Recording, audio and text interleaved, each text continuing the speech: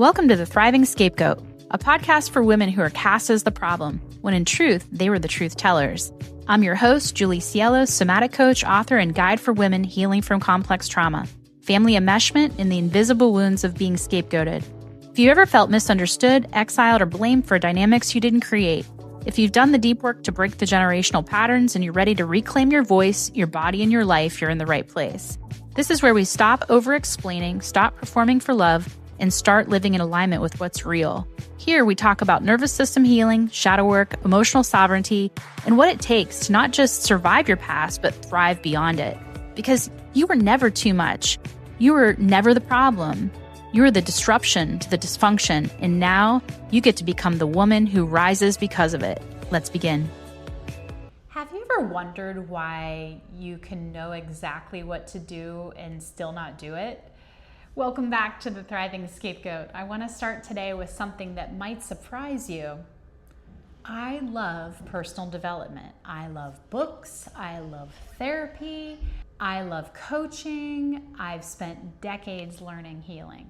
I've sat in silent retreats. I've studied yoga, the nervous system, trauma, Eastern philosophy, Western psychology. None of what I'm about to say dismisses any of those things. But somewhere along the way, I realized that something completely changed my life. Awareness. Awareness doesn't automatically create transformation. You might know why you struggle, exactly where it came from, exactly what you should do. And you still find yourself repeating the same patterns, still in the same types of relationships. Why knowing isn't enough? Think about that. Most women already know that they need better boundaries. They know that they should rest. They know that they should stop overworking. They know that they deserve healthier relationships. They know that alcohol isn't helping. They know that they need to speak up. So why don't they? If knowledge created transformation, we'd all be living extraordinary lives. Knowledge changes the mind, but safety changes the behavior, and that's the difference. So awareness is cognitive, safety is embodied. Let's use affirmations as an example. Have you ever stood in the mirror saying, I am worthy, I am enough, I trust myself? And a part of you immediately thinks, no, you don't. The problem isn't the affirmation. The problem is that your nervous system is quietly saying, I don't believe you. Not because you're broken or any other reason, but because your body has different evidence. Your body learned that speaking up led to rejection. And then saying, I confidently express myself isn't just uncomfortable, it might feel dangerous. Your body isn't resisting your dreams, it's protecting your history. And that's the difference. Habits don't fail because you're weak. Think about it. Every January, millions of people promise themselves that they're going to change. They're going to exercise and meditate every day and drink less and eat differently, wake up earlier. And within weeks, most of those habits disappear. Why? Again, not because people are lazy or dumb, but because habits are built on nervous system capacity, not motivation. Now think about trying to meditate while your body believes that you're under attack, or trying to rest when your nervous system equates stillness with danger, or trying to receive love when your body doesn't understand that you don't have to earn it. You don't need more discipline, you need more safety. Your body's keeping receipts. And I know that people say the body keeps the score. I understand what they mean by that, but I actually think of it a little bit differently. I think that the body keeps receipts. It remembers, not because it's punishing you, because it's remembering that kept you alive. Your body remembers the tone of someone's voice, the feeling of being left out, the criticism, the unpredictability, the pressure to be perfect.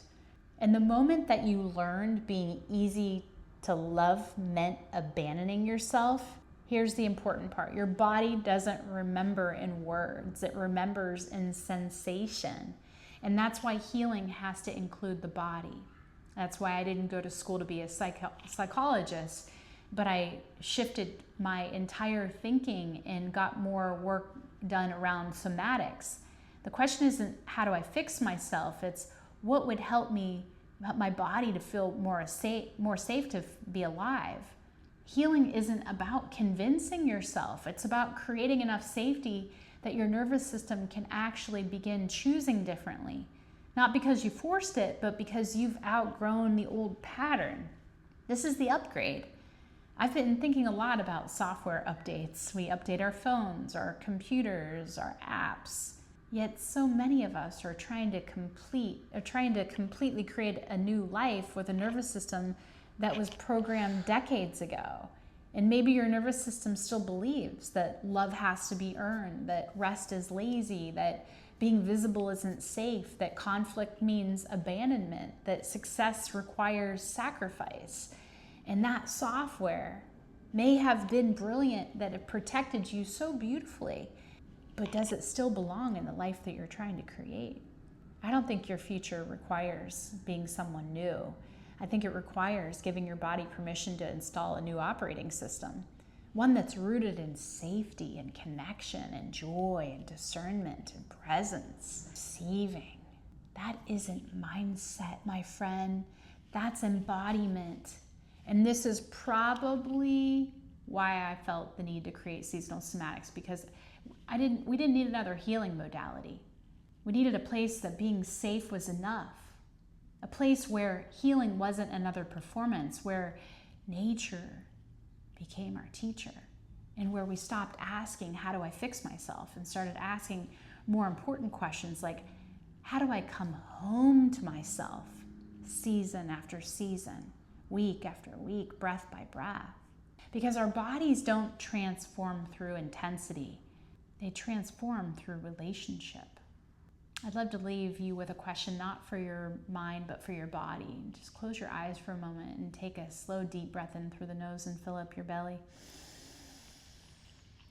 And ask, what would my life look like if my body believed it was safe to receive it? And just notice, because sometimes the most important answers don't arrive as thoughts. They arrive as sensation, as softening, as breath, as a quiet knowing. Over the next episodes, I'm going to bring all of these conversations together, and we're going to talk about what actually means to harvest the life that you've been cultivating, and why I believe late summer is the most transformational season of a woman's life. So check out the show notes, because I'm going to be starting to lecture on this more. And if this conversation spoke with you, share it with another woman that feels like something's missing.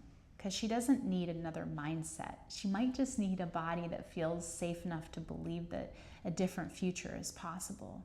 This is the Thriving Scapegoat, where we stop mistaking survival for identity, reclaiming the parts that we taught ourselves to abandon, and let our bodies believe that something else is possible, and that something else is safety. Take care. Be gentle with yourself. Thank you so much for being here. And please make sure that you claim your opportunity to try Seasonal Somatics, and I'll see you on the other side. If today's episode resonated, that's your entry point. Healing scapegoating isn't just insight, it's nervous system work. And this is what I teach through Seasonal Somatics, a body-based method that helps you regulate, reconnect, and move with real change. I offer weekly group classes, both in-person and online, immersive retreats, and limited one-on-one mentorship. You can find all the details in the show notes. If this episode resonated with you, share it with someone who needs it, and make sure you're subscribed. Until next time, choose truth over belonging, self-trust over self-abandonment.